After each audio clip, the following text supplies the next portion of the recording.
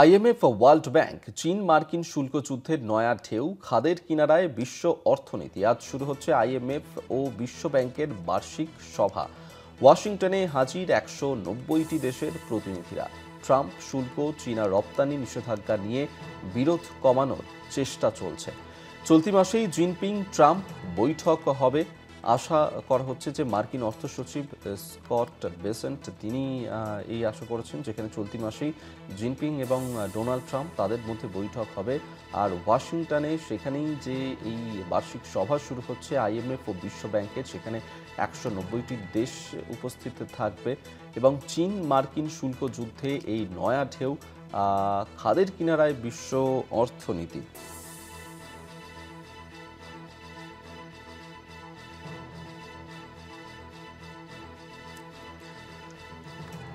আমরা এই নিয়ে আরও বিস্তারিত কথা বলবো। এই মুহূর্তে আমাদের সঙ্গে রয়েছেন আমাদের পলিটিক্যাল এডিটর আশিস চট্টোপাধ্যায়। আশিসদা, আজ থেকে শুরু হচ্ছে আইএমএফ ও বিশ্ব ব্যাংকের এই বার্ষিক সভা। 190টি দেশ সেখানে উপস্থিত থাকবে।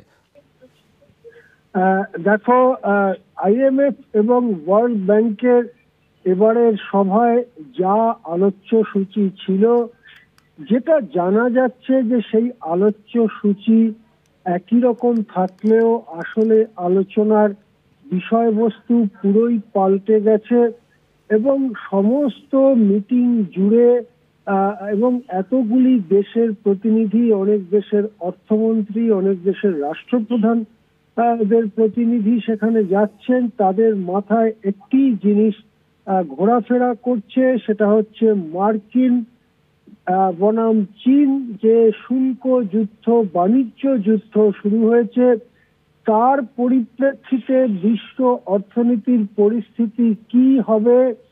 ওয়ার্ল্ড ব্যাংক এবং আইএমএফ যে টাকা পয়সা ধার দেয়, সেই ধার দেবার ব্যাপারে নতুন কোনো বিধি বা ব্যবস্থা করা হবে কিনা। ওয়ার্ল্ড ব্যাংক এবং আইএমএফ যে টাকা পয়সা ধার দেয়, সেই টাকা যারা যোগায়, বড় দেশগুলো, ধনী দেশগুলো, যাদের মধ্যে মার্কিন যুক্তরাষ্ট্র রয়েছে, চীনও রয়েছে, সেই দুটি বড় অর্থনীতির দেশ, তাদের দিক থেকে যে পুঁজি যোগানো ওয়ার্ল্ড ব্যাংক আইএমএফ কে, তাতে কোনো ভাটা পড়বে কিনা, এবং সেই ধরনের যদি ঘটনা ঘটে তাহলে কি নীতি নেবে ওয়ার্ল্ড ব্যাংক এবং আইএমএফ, এই সমস্ত ব্যাপারটাই খুব বড় হয়ে দেখা দিচ্ছে। এক কথায় বলা যেতে পারে যে নির্ধারিত এজেন্ডার বাইরে এবারে ওয়ার্ল্ড ব্যাংক এবং আইএমএফ এর এই বার্ষিক সভাটা ডমিনেট করবে, প্রধান হয়ে দাঁড়াবে মার্কিন চীন শুল্ক বাণিজ্য যুদ্ধ।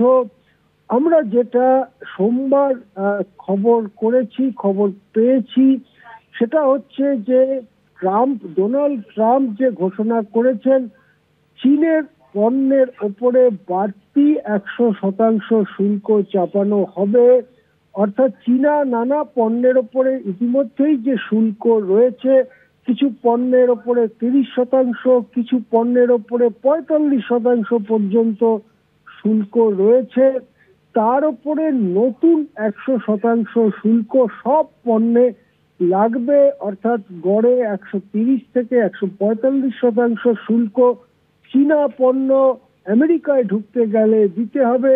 তার ফলে চীনা পণ্য আমেরিকায় রপ্তানি করা প্রকৃতপক্ষে অসম্ভব হয়ে যাবে। দু একটি অত্যন্ত প্রয়োজনীয় জিনিস ছাড়া সাধারণ পণ্যের রপ্তানি প্রায় বন্ধ হয়ে যাবে। এদিকে এই শুল্ক যুদ্ধের যে শুল্ক আবহে চীন কিন্তু পিছিয়ে যাওয়ার কোনো লক্ষণ দেখাচ্ছে না, বরং চীন এটা স্পষ্ট করেছে যে তারা রপ্তানিতে যেসব নিষেধাজ্ঞা জারি করার কথা আগেই জানিয়েছিল, সেই রাস্তাতেই তারা থাকবে। কি জিনিসের রপ্তানি বন্ধ করছে চীন? এক তো চীন ইতিমধ্যেই সমস্ত বিরল ধাতুর রপ্তানি বন্ধ করেছে, এবং পৃথিবীতে যত বিরল ধাতু উৎপাদিত হয় তার 95%ই চীনের দখলে। এবার তারা যুদ্ধের কাজে লাগে এরকম ট্যাঙ্ক, বিমান সহ নানা যুদ্ধের সরঞ্জাম রপ্তানি বন্ধ করছে। তারা ইলেকট্রনিক চিপ, ইলেকট্রিক্যাল ভেহিকেল অর্থাৎ ইলেকট্রিক গাড়ি এবং ইলেকট্রিক মোটর এগুলো বন্ধ করছে রপ্তানি। এবং এটা কেবল আমেরিকার জন্য নয়, সারা পৃথিবীতেই এই নিষেধাজ্ঞা তারা জারি করেছে। অর্থাৎ একদিকে তো বিরল ধাতু না আসার ফলে অত্যাধুনিক ইলেকট্রনিক্স নির্ভর যে সমস্ত ব্যবস্থা, সেই ইলেকট্রিক গাড়ি হোক বা যুদ্ধাস্ত্রই হোক, সেগুলো বিভিন্ন দেশ উৎপাদন করতে গেলে সমস্যায় পড়বে বা উৎপাদন আটকে যাবে। আর চীন যদি সেই ধরনের অত্যাধুনিক জিনিস রপ্তানিও বন্ধ করে দেয়, তাহলে এমনটা হতেই পারে যে যুদ্ধাস্ত্রের ক্ষেত্রে 1-2 বছরের মধ্যেই আমেরিকা পিছিয়ে পড়তে পারে, ন্যাটোভুক্ত দেশগুলো চীনের তুলনায় পিছিয়ে পড়তে পারে এই অত্যাধুনিকতার দৌড়ে। এবং সেক্ষেত্রে বিশ্ব রাজনীতিতে বিশ্ব সামরিক শক্তির ভারসাম্যে বড় পরিবর্তন আসতে পারে। এটা নিয়েই চিন্তা আমেরিকার এবং ন্যাটোভুক্ত দেশগুলোর।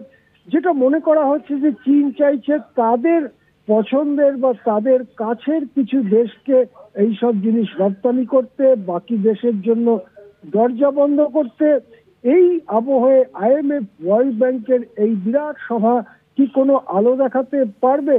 যেটা জানা যাচ্ছে যে ট্রাম্প একবার ঘোষণা করে দেবার পরে ব্যাপারটাকে খানিকটা নরম করে আনার চেষ্টা করছেন।